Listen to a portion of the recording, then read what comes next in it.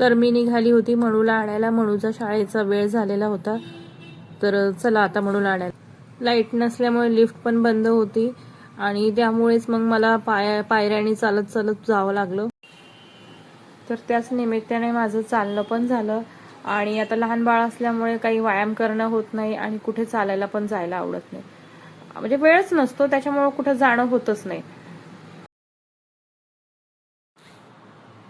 तर मी मणूच्या स्कूलला पोहोचली होती, पण अजून शाळा सुटलेली नव्हती. अगदी वेळेवर मी म्हणजे शाळेत पोहोचले.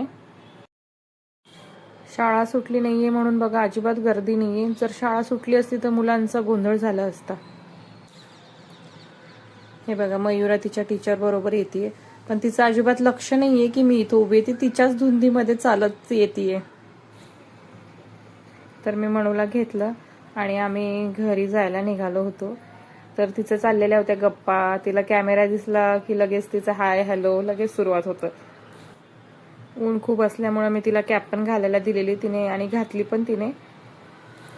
आम्ही घरी आलो. घरी पोहोचलो की ती एकदम अशी दमून गेलेली होती. ती गाडीवरच झोपायचं चाललेलं तिचं आणि खूप पेंगाळली होती ती. जसं आम्ही घरात आलो ती लगेच बेडवर पडली. म्हणून खूप दमली असल्यामुळे मी विचार केला की तिला जरा निंबू पाणी द्यावं, म्हणजे जरा तरतरी येईल.